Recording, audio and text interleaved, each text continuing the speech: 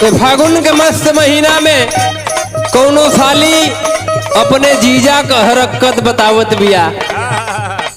का बतौले बे?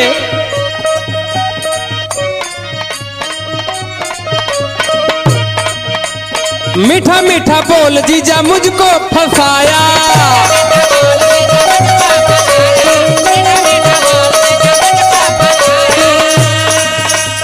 बीबी दीदी बाहर गई तो घर में बुलाया,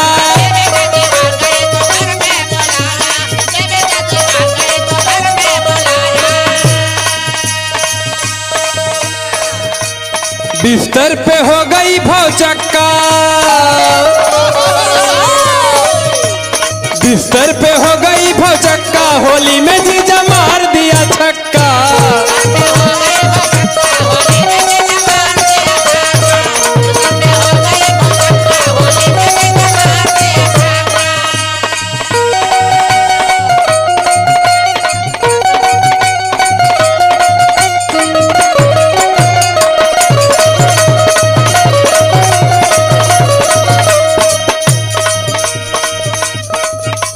खूब पालिश मारा था का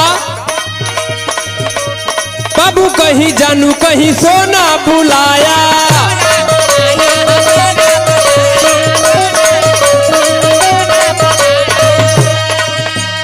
फागुन कहीं गाल पे गुलाल लगाया,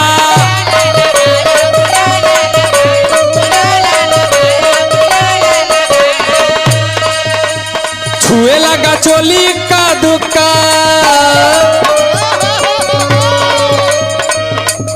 छुए लगा चोली का दुक्का, होली में जीजा मार दिया छक्का।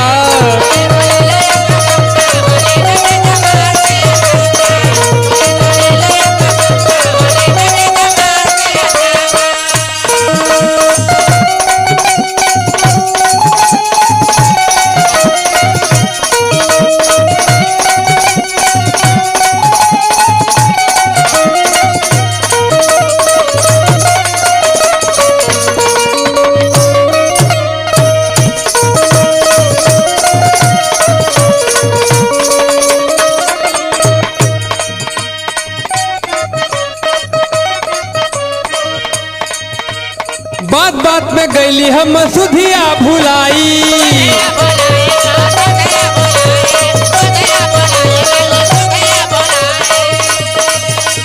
जीजा साला दिया पिचकारी थमाई,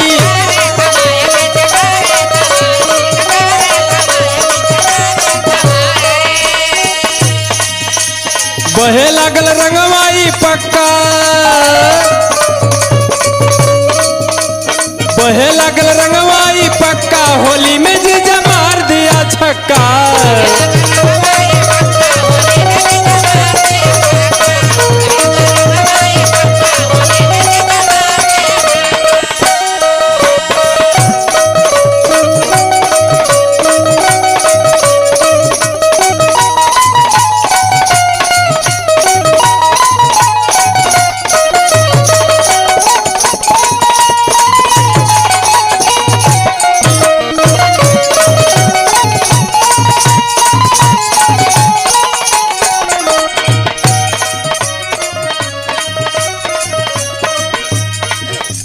रंग दिया रंग से जवानी हमारी,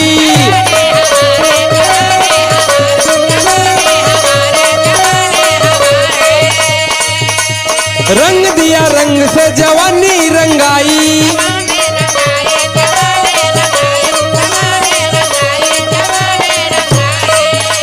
राजेश भैया लाल खूब खाए मिठाई,